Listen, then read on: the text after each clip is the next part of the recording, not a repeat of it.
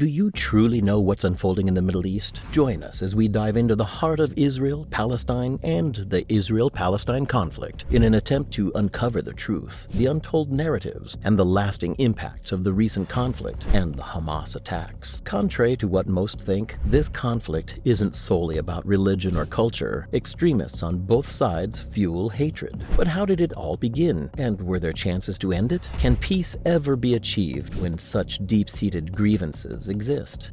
The British Mandate of Palestine played a crucial role in this story. For nearly 3 decades, they were in control. They arrived after World War I and left after World War II. During their rule in the 1920s and 1930s, violence erupted as Jewish immigration increased. The British found themselves caught between limiting immigration to please the Arabs and their earlier support for a Jewish homeland, angering the Jews. The pressure continued to build. The Holocaust, where 6 million Jews perished at the hands of the Nazis, had shaken the world. Survivors who had seen unimaginable horrors sought a future in the Middle East, in their historic homeland. Post-World War II, Britain, grappling with financial challenges, acknowledged the unsustainable status quo in Palestine. Unable to find a solution and contain the mounting discord, they relinquished control to the United Nations. In 1947, the UN's partition plan, adopted in November, was met with elation from Jews and fury from the Arabs. As British troops departed on May 14, 1948, marking the end of the British Mandate of Palestine, the State of Israel was born. Yet it faced immediate assaults from neighboring nations: Lebanon, Jordan, Syria, Iraq, and Egypt. These Arab armies captured parts of Palestine, launching military offensives against the fledgling Jewish state. Israel, armed with makeshift weaponry, repelled these attacks, securing a small tract of land extending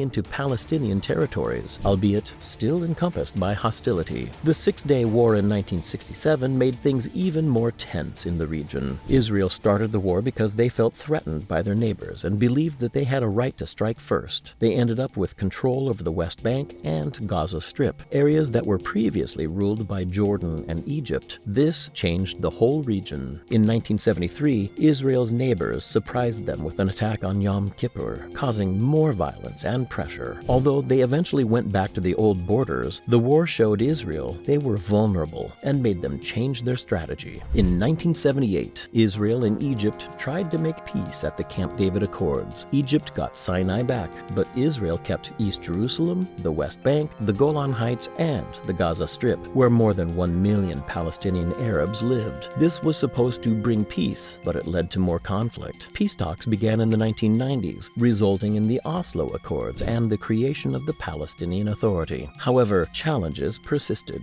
including the rise of Hamas and a resurgence of violence in the early 2000s, leaving many dead and both sides at odds. In 2006, elections in the West Bank and Gaza brought Hamas to power, surprising the world. This was the people's way of protesting against tough living conditions, Israeli control, and corruption. Life in Gaza got even harder after Hamas took over in 2007. Israel imposed a blockade, limiting food, medicine, and other essentials, causing great suffering. In response to the blockade, Hamas militants launched rocket attacks on Israel, prompting Israeli retaliations through mortar and airstrikes. In 2008, a ceasefire was brokered by Egypt, offering respite to civilians on both sides, but it lasted just 6 months before collapsing in December 2008, leading to another cycle of blame. Israel then launched Operation Cast Lead in December 2008. The densely populated area resulted in civilian casualties, creating international condemnation. By mid-January, up to 1,400 Gazans had been killed, including 313 children. Israel ended the operation in the face of growing international outrage.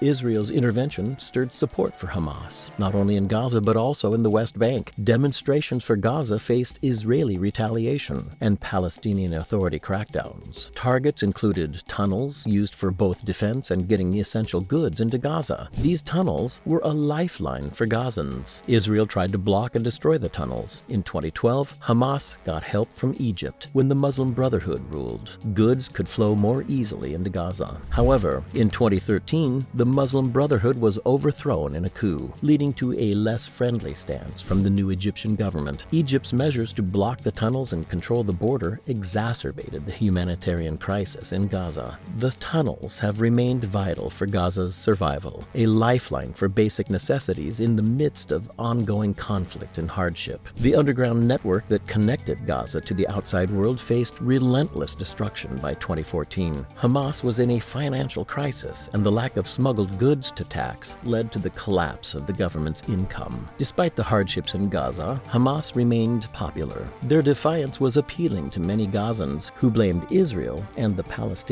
Authority in the West Bank for their difficulties. In this ongoing battle for Palestinian hearts and minds, Hamas had an interest in prolonging the conflict with Israel. Politics plays a significant role in perpetuating violence, fostering a siege mentality. This is true not only in Gaza but also in Israel. A hardline approach can garner political support on both sides of this enduring conflict. May 8, 1972 marked a pivotal moment in the history of this strife. Sabina Flight 571 was hijacked by Palestinian terrorists, demanding the release of over 300 Palestinian prisoners in Israeli custody. Israel's response showcased its resolve to combat terrorism through extreme measures. Israel's elite Sayeret Matkal Special Forces executed a daring operation, storming the hijacked plane, neutralizing male terrorists, apprehending female hijackers, and rescuing hostages. Benjamin Netanyahu, a young soldier then, played a vital role and would later rise to prominence in Israeli politics. Netanyahu's political journey began in the 1990s as the leader of the right-wing Likud party. In 1996, he assumed the role of Israel's prime minister, but faced internal challenges and electoral defeat. A decade later, he returned to power with a more hardline stance on the Israeli-Palestinian conflict. Between 2008 and 2012, an uneasy truce prevailed,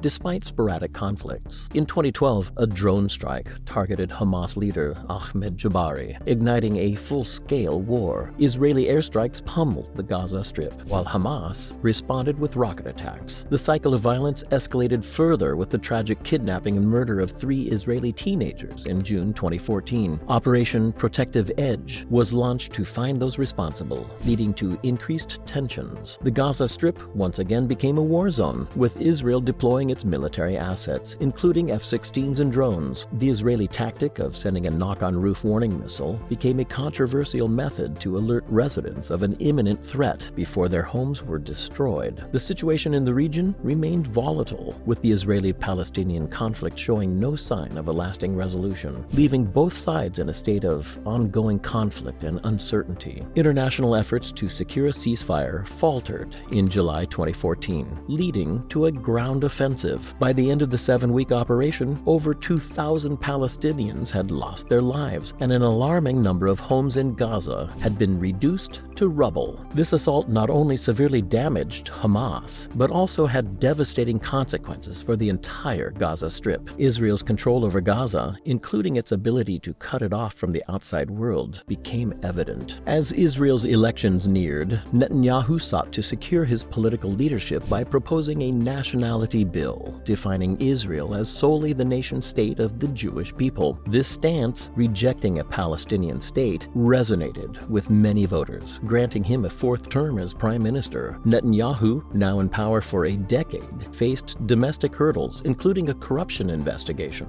and international backlash over settlement construction. His fortunes changed with the support of President Donald Trump, who recognized Jerusalem as Israel's capital and moved the U.S. embassy there, pleasing American supporters but infuriating the global community. In 2018, the Great March of Return ignited protests in the West Bank and Gaza. Demonstrators demanded the right to return to their ancestral homes and an end to the long-standing blockade. The Israeli response appeared excessive, with military force often causing civilian casualties. Tensions flared again in 2019 as Trump endorsed Israel's Golan Heights occupation. The Trump administration proposed a peace plan, offering a Palestinian state but requiring Hamas to relinquish control in Gaza, an immediate Palestinian rejection. The pursuit of a lasting peace in the Israeli-Palestinian conflict continues to elude resolution, as the situation remains deeply complex and fraught with political challenges. Current Israeli leadership's reluctance reluctance to embrace a two-state solution and the right-wing stance in Israel make the possibility of a peaceful solution appear